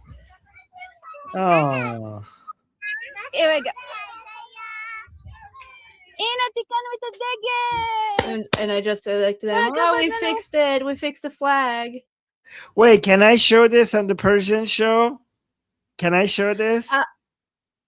Maybe just this picture, not anything of the kids and stuff. Of course, not the kids, just not any of their faces. I mean, what you just showed here. Yeah. Okay. Okay. Just that. And if I'm already on the WhatsApp. Okay. Maybe stop sharing. Oh no. Okay. Because you have something else. Okay. Yeah. This is the tunnels in Lebanon, the Hezbollah tunnels. right now. That's actively happening. Like just a few minutes ago, they're checking to see if there are more weapons and checking to see if there are more explosive or things that they need to be careful before they fully take it down. That is a very advanced tunnel. Oh yeah, their tunnels are very big. I don't know if you've ever seen. Yeah, I don't know if you ever seen like the big videos that they've been doing. Let me stop sharing. Yeah. But Hezbollah have been doing like all kinds of like videos showing off how huge their tunnels are and how everything is new and fancy. Like it's like I said, it's constructed way better. It's fortified. It's huge. But yeah, we are collapsing right now one of those big tunnels as we speak. All right, here's got more updates regarding the talks that has been frozen. This is just happening. The Wall Street Journal reported, citing informed sources, that the talks between the United States and the Islamic Republic, which were scheduled to resume in Switzerland at the end of the week, have been postponed following the resumption of attacks by both sides. And then we got another update saying several media outlets quoting an American official reported that despite the attacks by both sides, the talks with the Islamic Republic have not been canceled. And the exchange of messages through channels continues. Hey, I knew it. See, I was right. People like guys, I promise I did not read that before I said that. Like, guys, even if they say it's canceled, it's not canceled. And now they're reporting at like, yeah, they're just talking on WhatsApp with each other. So I was right. And then Axios reported that the United States and the Islamic Republic have reached an agreement to halt attacks and hold a meeting this week. There you go. I knew it. So the media within the Iran by the Islamic Republic, they're like, yep, we canceled it. We're not talking. But now they're talking and everything is going exactly as predicted. I have a question for people here, because I do want us to talk more about get in the habit of talking more about American politics as we get closer to the midterms. How significant is it that members of Democratic Socialists of America, DSA, now have seats in Congress? Monkey, can you speak on that? They just want. I went over this. Tell us what happened, and then also, give us your take. I went over this on my channel. They have a strong foothold in New York. What's happening on the left is that these guys are taking over the left, right? So it's making the left harder. Like, some people had a hope, maybe the left will go back to the old left. No. What we're having is accelerationism. The only good thing about this is that accelerationism leads to a backlash.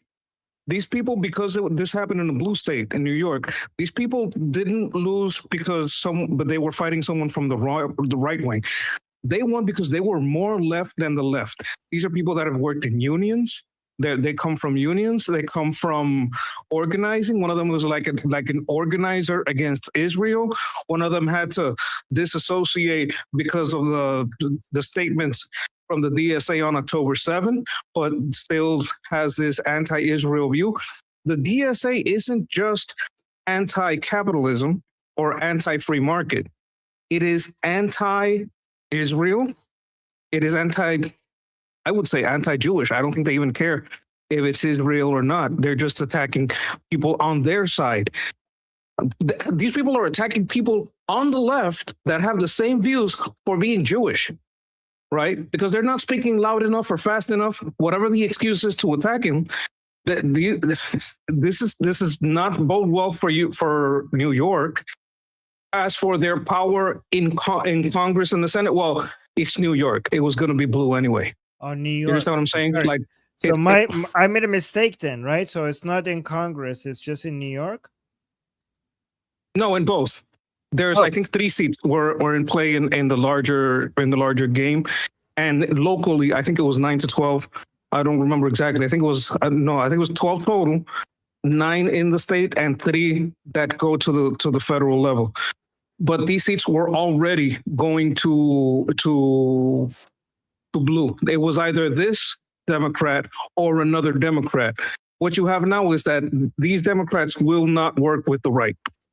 It will not work at all with the right. There will be no consensus. There will be no way to caucus with them. They won't agree on anything. And what they're going to do is I think they'll weaken the left, because the people that are more malleable on the left will be attacked by them. You understand what I'm saying? And wherever things are purple and they're trying to push out the left for not being left enough, a more purple district would rather go for a rhino red than a commie red socialist. You know what I'm saying? They'd rather go for a rhino Republican than a communist Democrat. If you had an old, an old blue dog Democrat, they might vote for that, right? But the blue dog Democrats are losing, and they're losing to these people.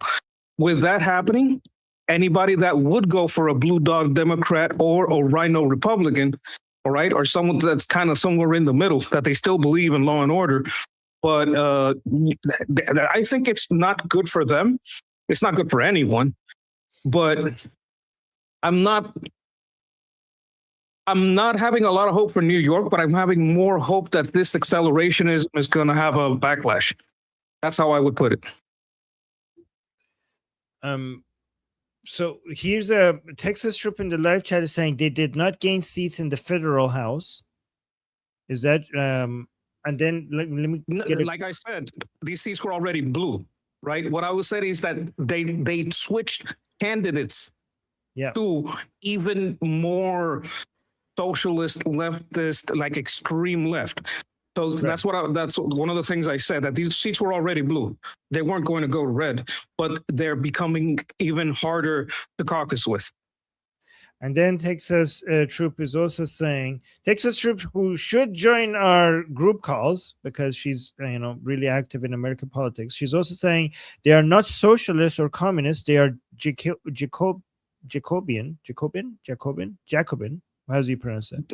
I went over all the statements that they made on my show last night. I went over the things that they said. Yes, she is correct. Some of them were talking about Jacobianism, but if you're gonna take them, you're gonna take them what they're actionable on. They ran on Palestine. They ran on defunding Israel. They ran on an AIPAC ticket, anti-AIPAC ticket. They ran on running with Mandami and Mandami's socialist aligned. Like, if you're gonna go, what got them the vote? That's what got them the vote. That's what they promised. I don't know if they spoke a lot in their speeches about Jacobianism. I did see in the reports that they do have that kind of I would say leanings in what they've said about themselves. Okay, in one line, can you explain what is that Jacobianism? Isn't that? No, I read. It's like, he's not wrong in that they say that. I don't know what it is. Okay. And then we have, and also Texas troop is saying they are not Democrats. Stop calling them Democrats. Call them Marxists. And then Texas troop also saying the DNC. Okay. And also Texas troop is saying the DNC is about to go into a civil war. That's correct. That's a good, okay. All right. Daniel's saying let's hope. All right, who's next? Jose is next to respond. Okay, Sketch, just want to double check something. Was that a election to select the Democratic candidate? Or was that the election to put someone into Congress? These are nominees. They're taking over that seat, and then they have to go into the primary, which we all know is in November. Okay, so there's a chance that they don't make it. It depends on how badly the people of New York realize, oh, we fucked up by not showing up to the vote. So there's still that chance. The true danger of this is what they've been promising to do, because they told Schumer and Jeffries that they're on the way out the door. At least we know who those two people are. If they take those two people out of the Democratic Party, yeah. Texas Trooper, you need to come on to the chats, because we definitely need your opinion on some of these things. But you're right, there will be a civil war within the Democratic Party, and there will be no blue wave. Thank you, Jose. Samantha, you're next. I told you, America's youth are becoming more and more communist. And no, I am not happy about this, because they're also very anti-Israel, and I'm very concerned about those views. I will say, though, you have to get very, very far left to be at the point where you're dealing with people who openly hate Jews without making any distinguishment between Jews and Zionists. You have to get very far left at that point. Like, the standard DSA person is not that far left that they're gonna, like, the general average DSA person who's not like a political Islam, who's not like also Muslim, is going to make the distinction between a Zionist and a Jew at this point. They'll definitely like trivialize Jewish suffering and Jewish pain, and classify things as like, oh, it's an attack on Zionists because that temple had an Israeli flag, so it was really a Zionist temple, not a Jewish temple. But they won't openly be like, saying, oh, it's okay to hurt that to like firebomb the temple because it's a place where Jews worship. They'll still hide behind some, at least, mask or veil of anti-Zionism. So I just want to point that out. But yeah, no, America is becoming more more people are starting to support communism, especially amongst the youth. It is happening. So communism, it really is going to be the future, because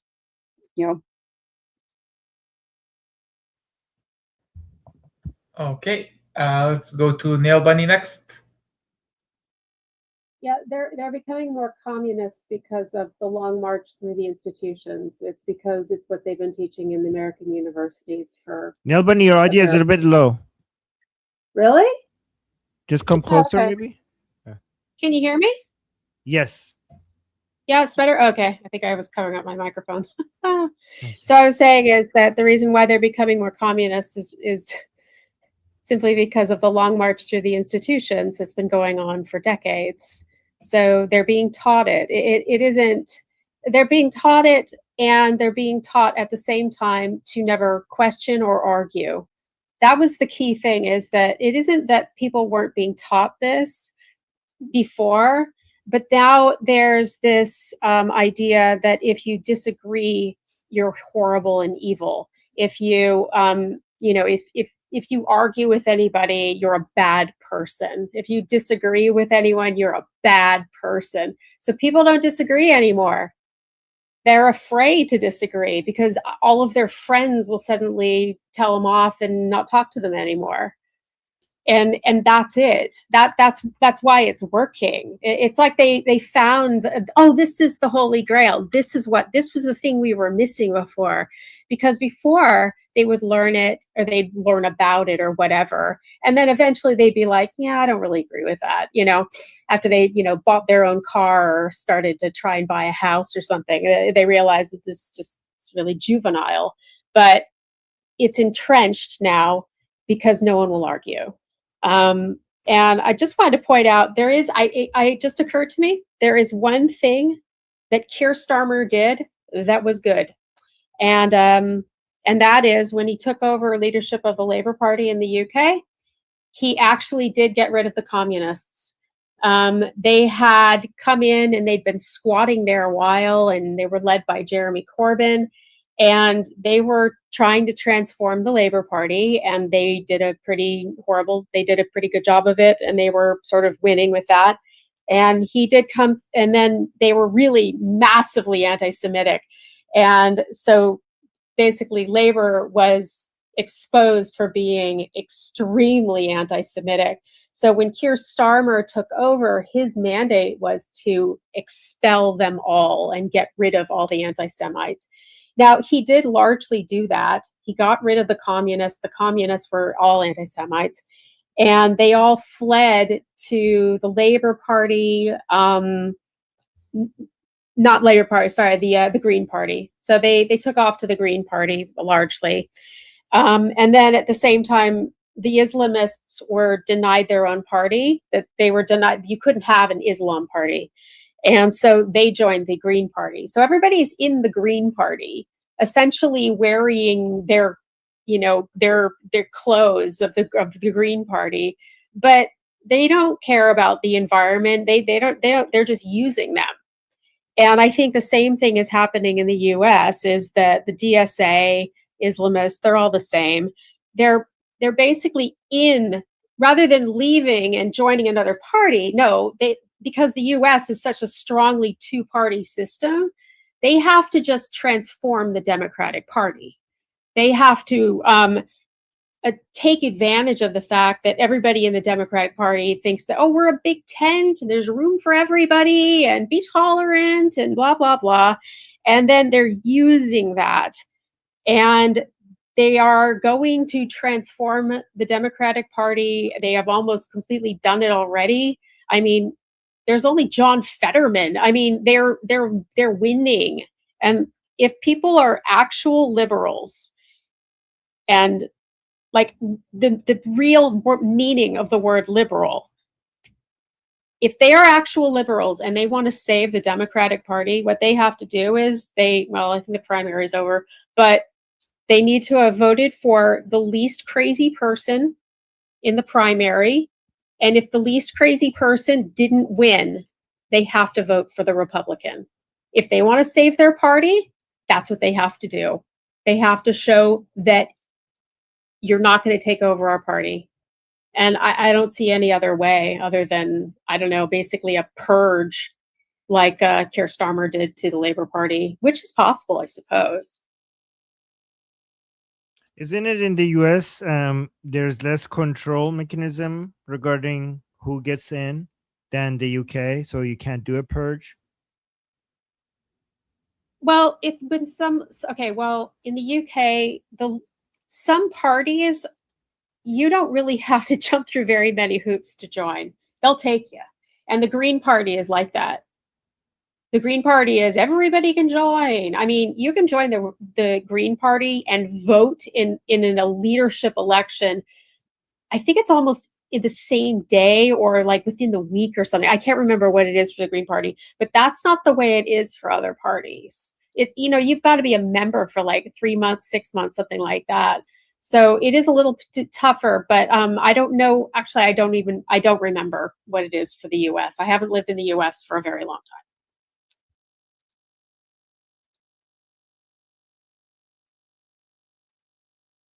Okay, Dajjal is next. Yes. The Palestinian, the idea of a two-state solution of Palestine, it's not going to happen. It's a pipe dream. It's a waste of time, and it's fucking suicide. So did you focus on this? Focus on this topic. We're talking about the United States and the. Okay, fair enough. Yeah. Yeah. The.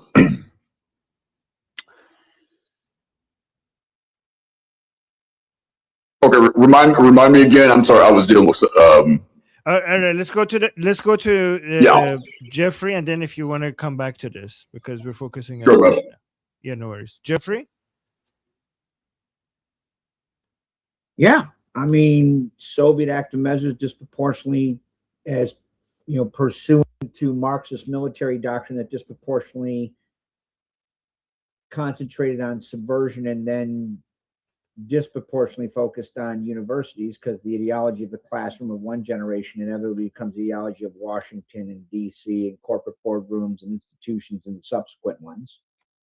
I mean, that's true. That's the whole point of the Long March through the institutions. It was coined by a pro-Soviet hard leftist in Germany, like in the 70s.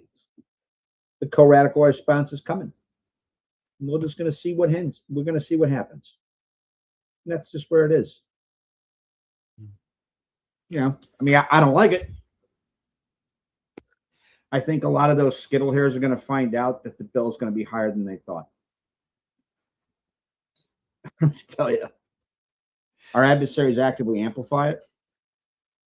Yeah, I mean, I've been saying that shit forever. I went to ground in academia because of that shit. Yeah, that's where we're at. Just don't be surprised when the response comes. Guys, I genuinely think that we this is going to be war, and we need to move heavily in pro-capitalism advertising on a very basic and understandable level, and make this digestible for a young audience. That's what I want to invest in going forward. I think the whole world. I think if United States moves into this direction, the whole world will be suffering because of it, not just Americans, the whole world. And I think is when it comes to political activism, so defending in the same way that we defend United States, we defend Israel, we defend Ukraine, we defend the Iranian people. I think part of our activism needs to be defending capitalism and making people understand why everyone's lives are better because of it. I think that's a important thing that we need to do in a way that it's not because when you talk about the economy, people get bored and they're not interested. You know, we need to find a way to make it, exciting and get cheerleaders for capitalism trending somehow. We need to figure that out. I think many people who are advocates for capitalism, they are not doing it in a way that it doesn't sound like an econ class. And I don't know if there's a way, but we need to figure it out. Because communists have figured out how to make their shit ideas look appealing by just talking about, like, instead of explaining basic economic principles, they have turned the conversation into, I don't know, capital bad, investment bad, rich people bad, eat the rich, fuck capitalists. And that is digestible. It's retarded, but it's digestible. People want to stand against power, stand against people who they're jealous of, because people who are weaker, people who have achieved less, it's really easy to sell the idea to them that people who have succeeded, they're bad and you're good. That's an easy sell. We need to figure out how to make capitalism an easy sell. Like, we need to find the right narratives that makes that an easy sell. Anyways, who's next? Monkey is next. Monkey. Yes, I think that you can expel someone from your party. Like, you can, okay, I'm kicking you out of the Democrats, I'm kicking you out of the Republicans, and then you have to run as an independent and you don't have access to those funds. I think that's something that can work at a party level, but once they're elected, right? You can't just kick them out. I think there's some processes and some people that have been kicked out of the party, like from the Democratic National Association or whatever this, and I'm not 100% of this. I'm just going off my gut because I haven't gotten deep into the structure of how the parties align. They sometimes change how they do things. It sometimes varies per state. Even the way they hold election varies per state. So what makes you qualify in one state might not work in another. So there's some nuance to this. But what I wanted to touch on was Neil Bunny was saying about the funding. I'm going to talk about lobbies. This is just lobbies, right? AIPAC is spending 0.7 on FARA lobbying, 0.7 million. AIPAC 95 million, so 95.7 million. Look how much UAE is spending just in the FARA lobbying. People like to talk about lobby. UAE is spending 242 million in FARA lobbying. Saudi Arabia is spending 310 million in FARA lobbying. Qatar is spending 256 million in FARA lobbying. They don't talk about that lobbying, right? But Israel is being cheap. They're not even spending $1 million here. China, 457 million. Now let's talk about NGOs and Confucius Institutes and all these universities. China spending $7 billion on Confucius Institute, universities, and NGO, that Code Pink stuff. Qatar is spending 6 billion in universities, think tanks, NGO. Saudi Arabia, 4 billion on universities, NGOs, and PR. UAE, 2 billion in universities. So when people talk about APEC, that's absolute bullshit. What's going on here is that there is a takeover of the academia, and it's being done through money. This money has to be studied. I bet this money is also funding a lot of Antifa terrorism and acts that are probably very illegal. All right, thank you, Sketch. We're running out of time, so let's please go 1 minute per person. Dajjal is first. I agree, Armin. Capitalism has to be defended. You have to make positive, an actual positive defense of it, and not just bash communism, although that's important as well. You have to make, arguments for, say a freer market in healthcare, for example. That's an area where Republicans have really fucking sucked when it comes to policy. They just tell people, well, we can't do this, we can't do that because it's, that's socialism.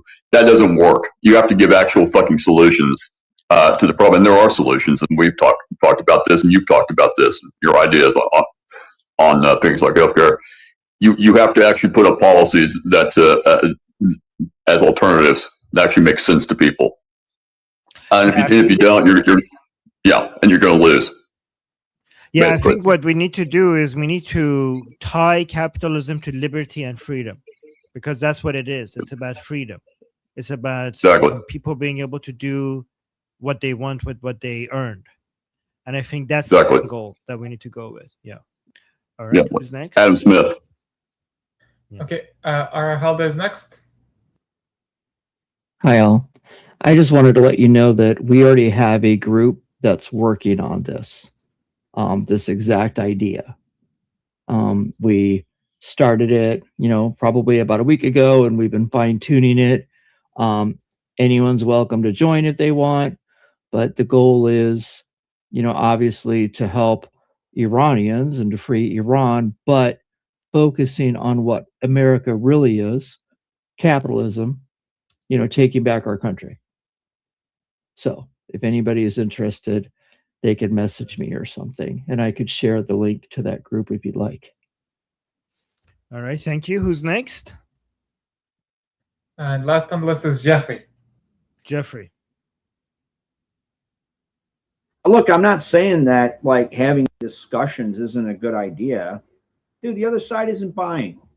I tried that for 30 years, bro. 30 years. I'm the voice of reason on the co-radicalized right. I don't care. I don't care about police or FBI. I don't care. Neither do they. In fact, most of them are us. Now where do you go? What's happened in 10 years, bro? They've killed our speakers. They've attempted numerous assassination attempts on the president. They've firebombed police departments. They've killed law enforcement. They're actively undermining ICE. They actively are tied with our adversaries. We're done. Let one more act happen. See what happens. You're going to find out. I'm not that guy. I'm the guy who said don't do. I mean, I just don't know what else to do. I mean, you're not wrong. I very much wish you were right. I really do. I guess my question would be this. Okay. If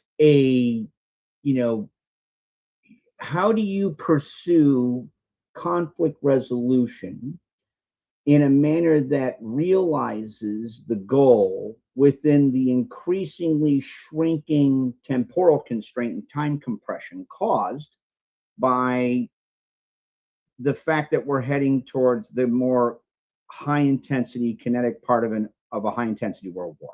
How do you do that? I mean, there's a reason Yuri Bezmenov said it takes 25 years to reverse Soviet active measures once you start at a national level. We don't have 25 years. I mean, that's the whole point of Soldier to Statesman, was to create kind of like the tactical, political, and public policy version of Special Forces hatchet teams and do a soft power counter coup. Right? Got undermined, got taken down every other way. No, I get that, Dajjal. I totally get that. And those lines of effort should definitely be pursued. I'm just saying, like, I don't see that happening.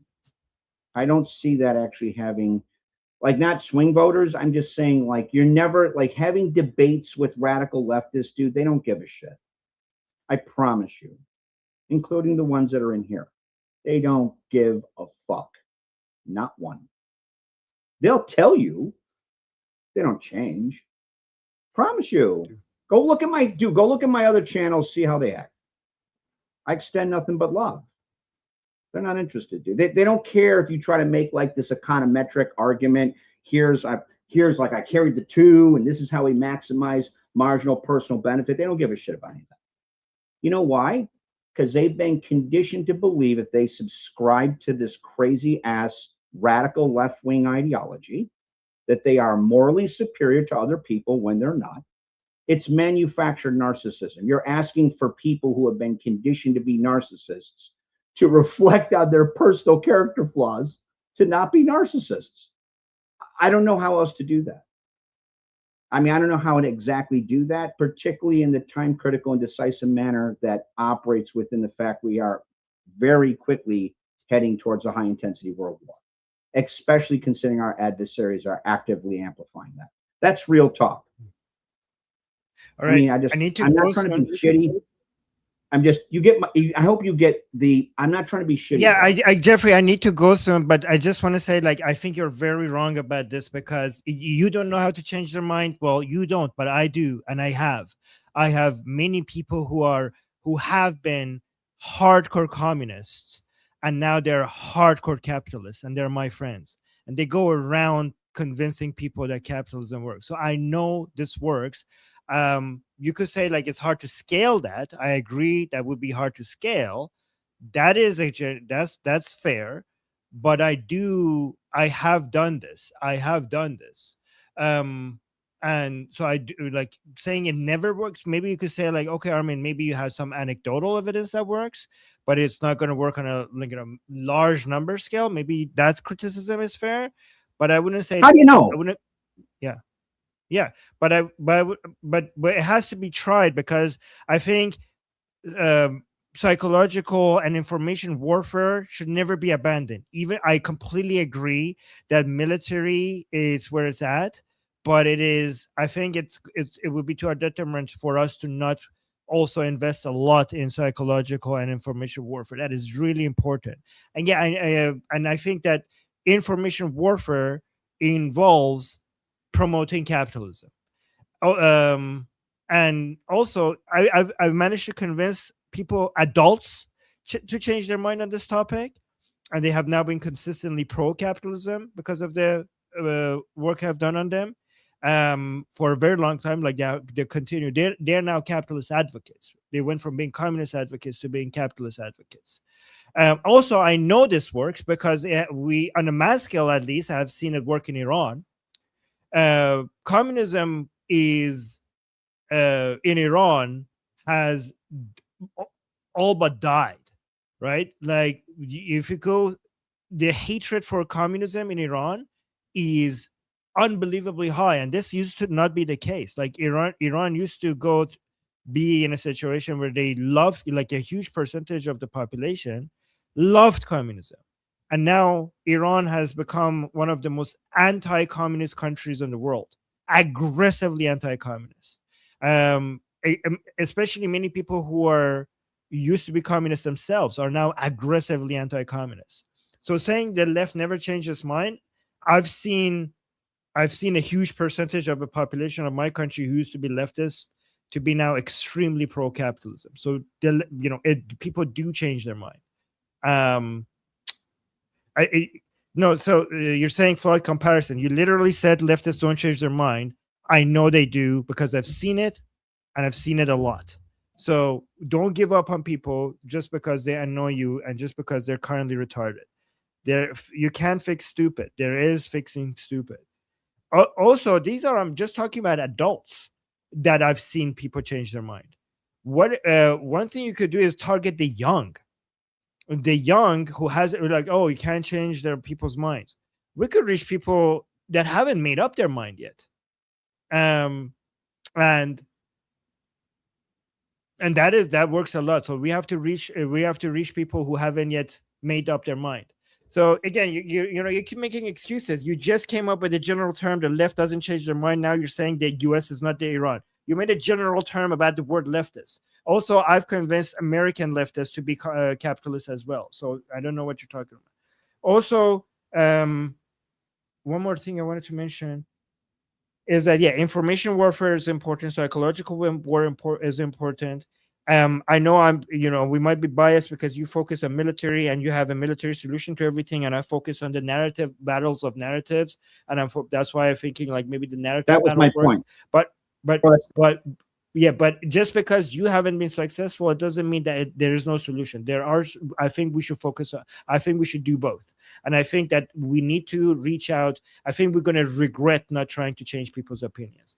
I know some of these people are so retarded that you want to give up on them and not change their minds. But for every, even if you could do 10%, even if you could reach 10% of them and change their mind, that's significant. That is significant, and it's worth a try. Saying Iran is different from the United States. Yeah, Iran is different from the United States, but people are people. Iranian people have half of the Iranian people have left religion as a whole. And this what used to be a very religious population that really believe in Islam, and half of them are now left Islam. Iran had a huge percentage of Iranians were believed in leftist and communist ideas, and now it's one of the most anti-communist countries on the planet. So it is possible. Maybe it won't work, but it's worth a fucking try. I don't think we should give up on that. Just because it didn't work on some people, I don't think we should give up on that. Anyways, I'm already 8 minutes past time, and I'm not going to be able to eat at all now. Sorry. Yeah. By the way, Jeffrey, I love you. So hopefully you didn't. Yeah. Sorry. That's true, and don't misrepresent who I am. Yeah. Okay. I didn't. I didn't represent. I didn't talk about. I was just telling you my experience. Yeah. And what I've seen works. That's all. Anyways, guys. I'm gonna go. Sorry that I can't. I wish I could stay here and continue this conversation because I think it's fascinating. And Jeffrey, I hope you know that every time I disagree with you, and I still love you and I appreciate you. I just hope you know that, okay? Even if I disagree with you, okay? Sometimes I disagree. I love you too. I want you to be. Okay. All right. Believe me. Okay, fantastic. Good. All right, guys, I need to go. I'm seriously behind. Yes. And same guys, in 20 minutes, I'm going to go live on Liberty Politics with Ali. So see you guys over there. People in the group call, I'll see you guys same time tomorrow. And until then, by the way, Neil Bunny, I know one day we'll add Taiwan to this list, but right now it's difficult for me to add Taiwan to this list, but I promise one day we will add Taiwan to this list, but that will happen later. But until then, Am Israel Chai, Slava Ukraine, Cuba Libre, Long Live America, Javid Shah, Payande Iran. Mwah. Love you guys.